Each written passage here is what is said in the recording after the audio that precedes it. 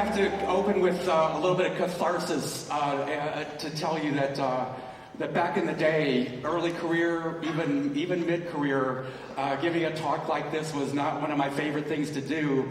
For one thing, I was just satisfied, happy doing the regular everyday work that professors do, and that means, of course, teaching and researching and writing and doing a lot of private work, including work in front of the classroom, but not so much outside work that took me away from the things professors like to do.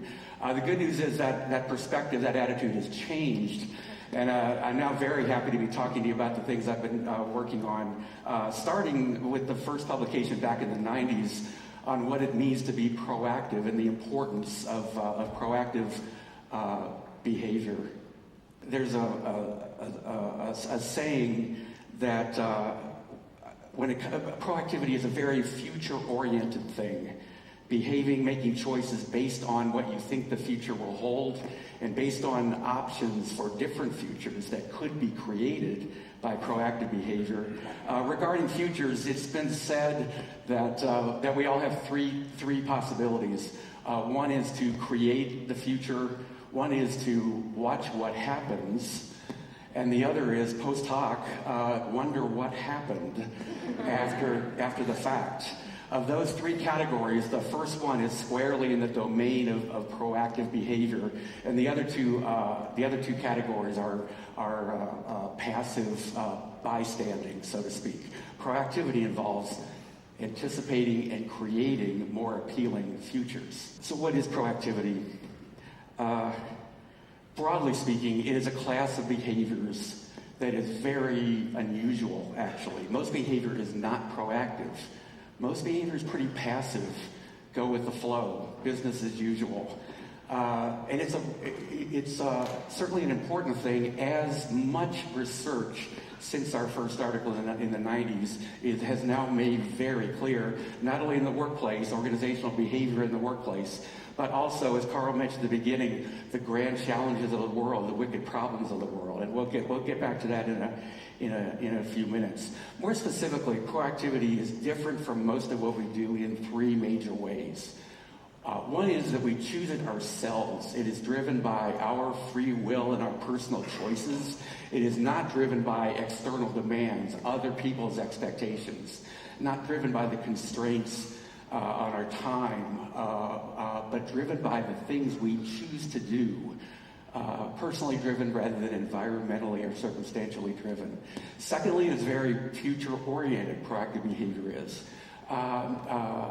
Not driven by past or present, but driven by not only what seems to lie ahead, but by ideally improving on what likely lies ahead. And that includes preventing a future problem or creating or capturing a future opportunity.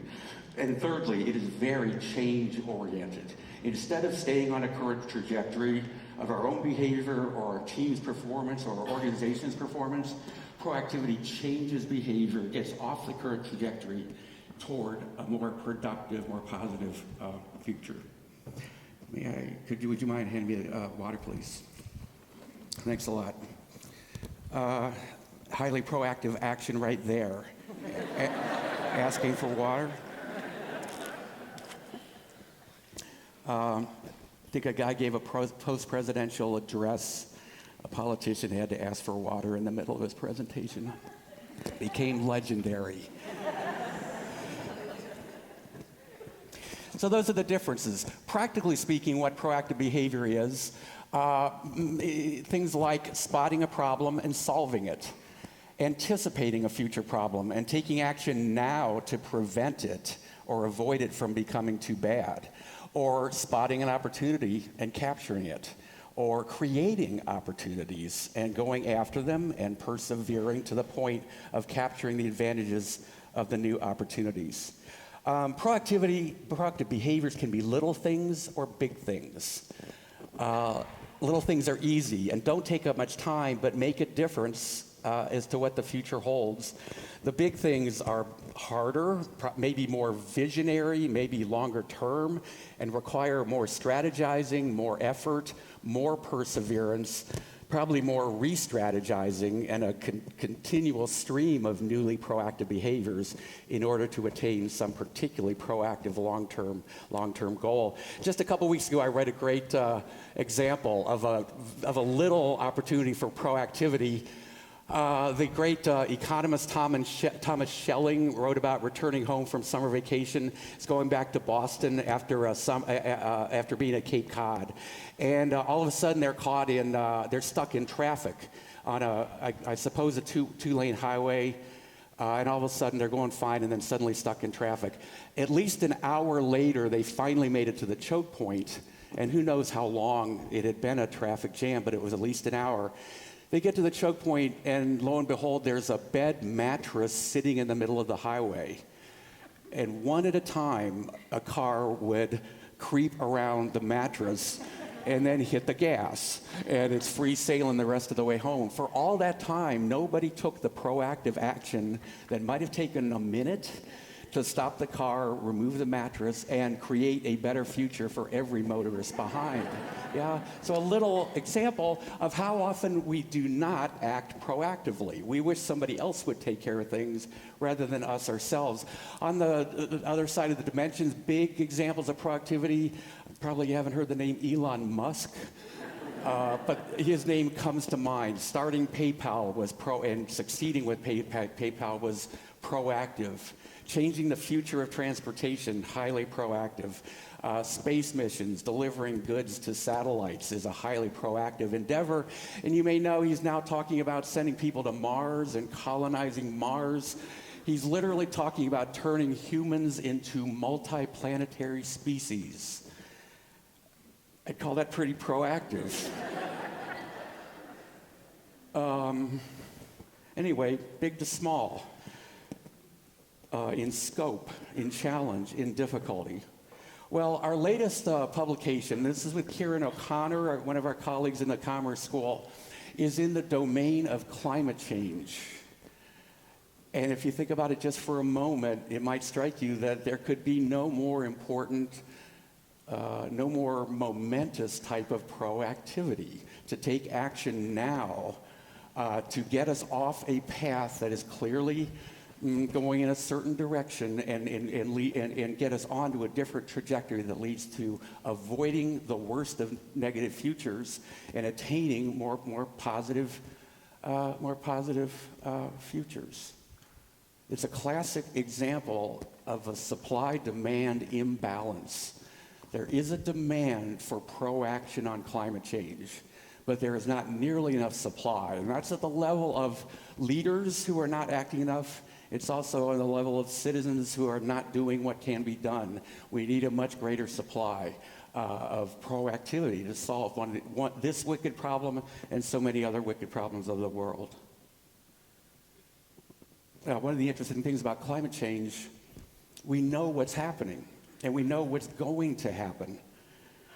People talk about the uncertainties of it. The uncertainties are in the details, in the specifics. We can't predict exactly certain things in certain places in certain times.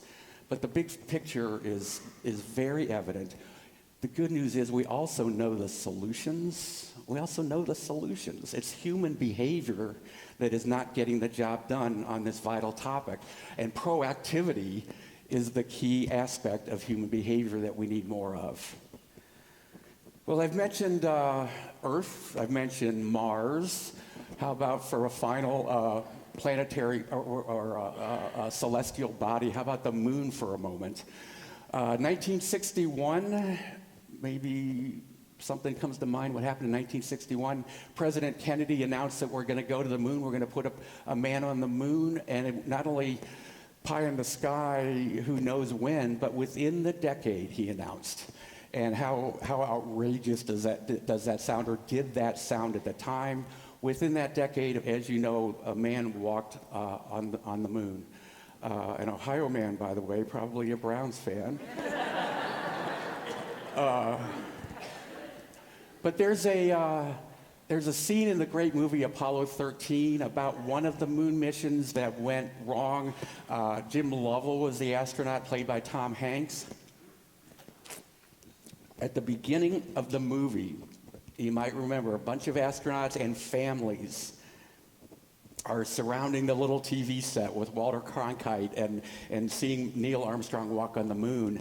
And the party ends, and Jim Lovell, played by Tom Hanks, and his wife Marilyn go out in the back porch, and it's a beautiful clear sky, and the camera is up on the full moon, and it's beautiful and it's romantic. But we're all supposed to be thinking, isn't it a miracle that a man just walked in the room? Well, Marilyn's feeling the romance, and Jim Lovell is not. He simply says to his wife, he says, Marilyn, you know something? It wasn't a miracle. We just decided to go. We just decided to go. He's kind of shrugging. It was totally matter of fact. Someone decided to go. That is not just an example of proactivity, and proactive thinking, and proactive decision making. It's an example, it illustrates the bridge, the key link between having a good idea and actually acting on that idea. And then you add the perseverance over time, and you got a chance of achieving something. The link is deciding to go, just like Jim Lovell said. So I was saying at the beginning, I don't make a point of doing public appearances because I'd rather be doing my own stuff. But I do more now because of starting to do research in proactivity. The domain has grown into a big aspect of organizational behavior research, and come to realize the wicked problems of the world are human problems that can be solved only by human proactivity. I do look. My proactivity is more public appearances to talk about these important topics. So my request to you before, let's say, going to bed tonight, choose a topic, choose an issue, think of something that is personally important to you, go on a proactivity mission, and just decide to go.